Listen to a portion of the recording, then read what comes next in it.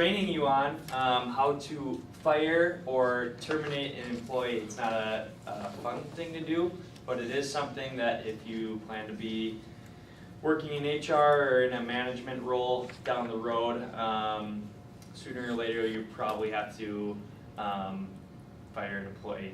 It's not fun, but it's probably gonna have to be done. So I'm gonna tell you about that. First of all, we're gonna review kind of maybe what you already know by watching kind of a silly video, but I think it'll be funny to break the ice a little bit, and it'll also kind of give me an idea of where you're at. So I want you to look for things that Michael is not doing right.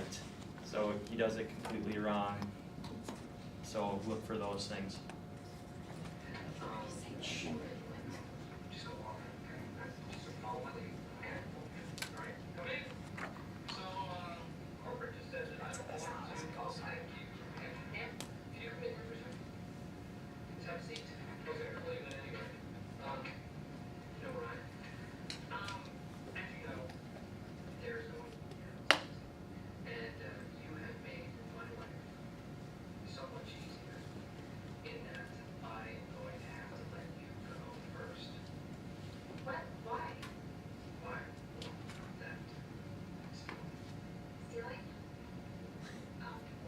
What am I supposed to have stolen?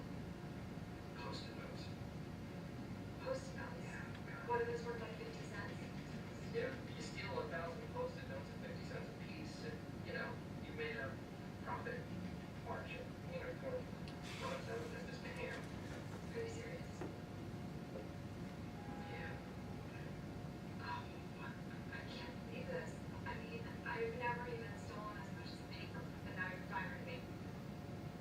But the best thing about it is that, we're not gonna have to be doing severance pay. Because that is gross misconduct, and, they just clean up your judgment.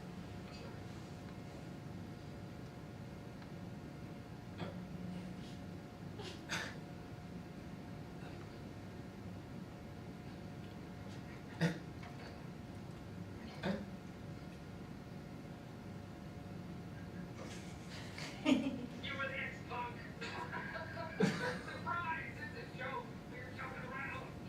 See, he was in on it. He was my accomplice. And there was just kind of a morale booster thing, and we were showing the new guy around, kind of giving him the deal with it. So, we totally got your jerk! I don't know about that. Okay, so let's get back to the present. Okay, so clearly, let's turn the lights back on. Clearly, not the right way to fire someone, and it wasn't even a real fire. But maybe 2 hands as to things you noticed that he did poorly based on what you guys already know. Yes, right. He didn't face him. Or her. That was bad. Correct. They were sitting side by side. It was weird, Yeah. tough. Super weird. Anything else? One more hand. He had someone else in the room. Which was good, right? You sure? No, I don't know. What is the correct answer?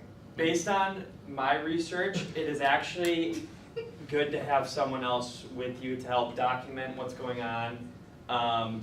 That's not to say it's the only way. Obviously, the way he used Ryan in that scenario was not correct by dragging him in, and so that obviously wasn't good, but yes. He didn't give her like a warning. Big time. That's awesome, and we'll talk about more of that later, yes. He was apologetic. Yeah. Yes, not straightforward, yes. And we'll talk both those things later on. Good comments. Let's continue. Quick overview of what we're going to be talking about. Keys to firing, who, what, when, where, why, and how. Very simple things to avoid when firing. Just some quick tips, some phrases you want to stay away from, some actions, kind of like what we just talked about, that you want to avoid. And then also what happens after you do the actual firing. Is there a severance package? Is that legally required or not. So we'll get into that, and then also we're then gonna do an exercise, we're gonna pair up and put this into action, which will be pretty fun, I think, so. Here we go, the objective, by the end of this lesson, I hope that you guys feel competent and confident, that you could down the road properly fire someone. Again, not fun, but you're gonna have to do it, and offer a fair severance package if you so choose. So keys to firing. Who do you fire? Simply unproductive employees, and that could be for a number of reasons. It could be because they are stealing, they're showing up late to work, they are abusing other employees. So many reasons that are affecting their productivity, and they're not getting the job done. Maybe an employee is productive, but they're doing something malicious or something that is harming other people. That is a fireable offense. What for? I basically just said it, for causing a lack of production, any of those things I just listed. When? This is something that's debated.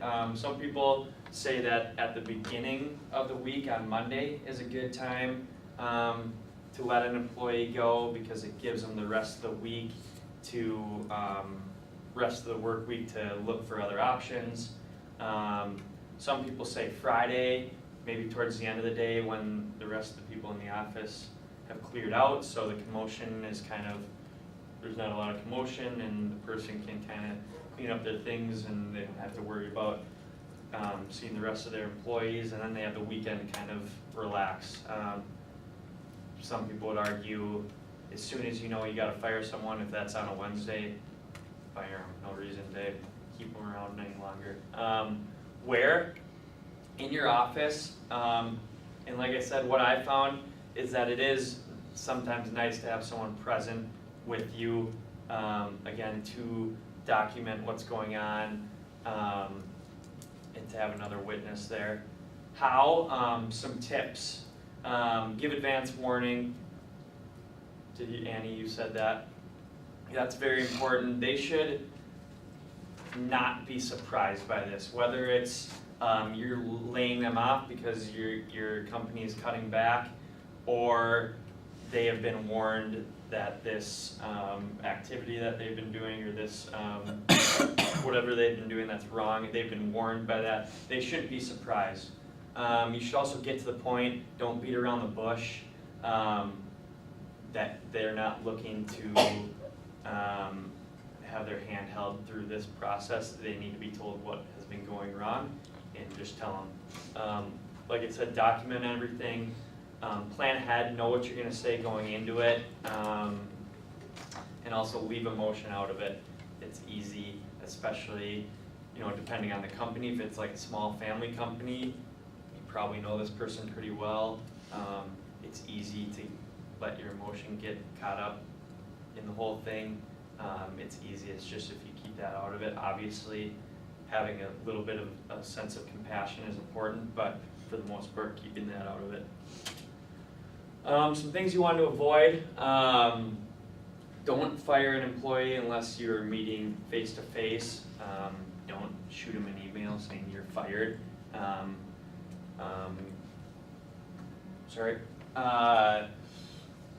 Meet them face to face and do it in person. That's the best way to go. Don't fire an employee without warning. Like I said, don't let the employee believe that the decision is not final. This is a big one. You could be sitting or meeting with them, intending on firing them, and if you're not direct, they might leave being like, was I just fired, or what's going on here? So make sure you're clear that that is what's going on. If you can avoid leaving the meeting on a low note, that's supposed to say note, do that. If you can try and, whether that's offering them their severance or whatever it is, if you can end on a good note, that's a good thing. Some phrases to avoid, just real easy. Look, this is really hard for me. That doesn't help them. That doesn't make them feel any better. We will work out some of the details later. No, do it all then and there. you just aren't cutting it compared to Mary. Don't compare them to another employee, because then that just opens up the doors for them to get upset and argue with you, and it's a bad deal. And then also, don't say, we both know you aren't happy here, so down the road you'll thank me again. Like, that is not, they do not want to hear that. They're not happy, don't tell them how they're feeling and that they will thank you later. That's, that's not good. So those are some things to avoid. So what happens next? So you've done the firing.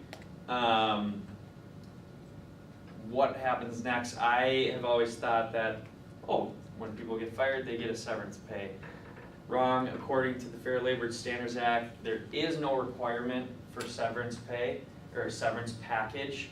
That is a matter of agreement between the employer and the employee. Usually that's understood before. Typically, so if companies do give severance packages when they let employees go, for hourly employees, typically they'll receive 1 week's pay multiplied by the number of the years they've been there. So if you make $800 a week and you've been there for 5 years, you make $4,000, or they get $4,000 in your severance package. Salary employees a little different, 2 weeks pay times the number of years they've been there. So obviously it's more expensive to let go of employees that have been with your company longer. And so I think that's why you see a lot of times when cutbacks are happening or downsizing, it is younger employees, because that is a huge cost to the firm.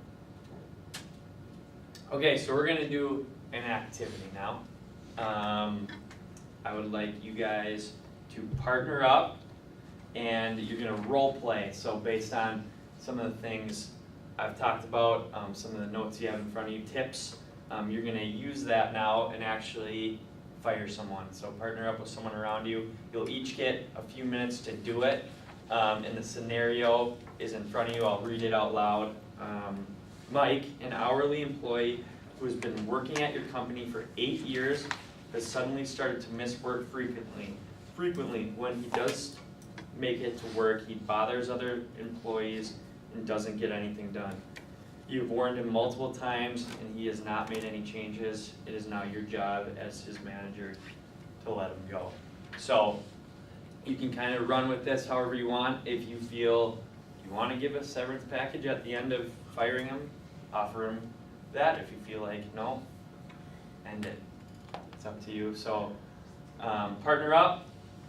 Each take a few minutes, do it.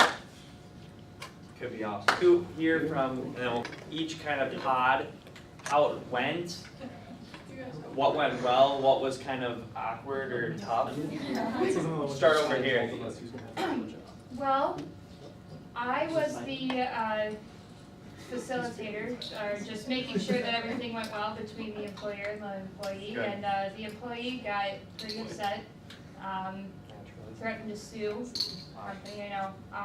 She touched my knee, sexually harassment. Nice. Impressive. Wow. So it was a battle, so. Okay, was the employer able to convey what had been going wrong and properly or not? I guess that she kept arguing. She could improve what she was saying. Okay, so it was tough. Alright, that's fair. Nice group. Raya, anything? I hated it. It's tough. It's tough. Yeah.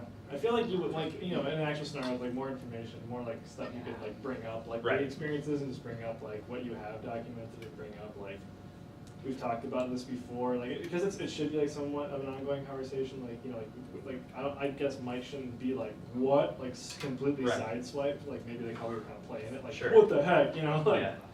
I mean so yeah, Right. I don't know. I mean, so I feel like it is just kind of, but it's tough in general. But I feel like it'd be easier if you had like everything in front of you. You could show them. You could show like this is when we talked about this, Mike. I'm sorry, but like Absolutely. end of the line. Sure. Yeah. Annie, Ellie? It's really hard not to be like say sorry Yeah, or like feel bad for them. I guess like it would probably be different in like a real situation when like you're fed up with like their performance or whatever, but Mhm. I feel like that would be really hard. Yeah, because you're taking Like someone's you, job. yeah, like you, and if they have a family or something, like that's Right, especially if it's with like if you're laying off people because you're downsizing. yeah, yeah. And they didn't do anything Yeah. wrong, but yeah, I agree. He was very like direct and like, I don't know, it was like pretty, I mean, obviously I was losing my job, so like it would have been more emotional than like this. Right, setting, But like, sure. it was fairly like painless, you just got it over with, gave like examples of what like went wrong. Pretty quick into the point. Yeah. Nice. Good. Good, okay, well, that is all I have, but I'm opening the floor for questions, seriously, feel free to ask me. I know you guys were asking Have you ever been fired? Professor Lindbergh some questions. I have never been fired, no. But just close to being fired. Close, yeah, I like to walk the line.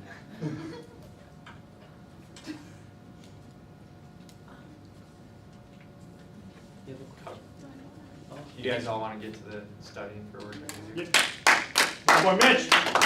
All right. Yeah? Yeah, you do.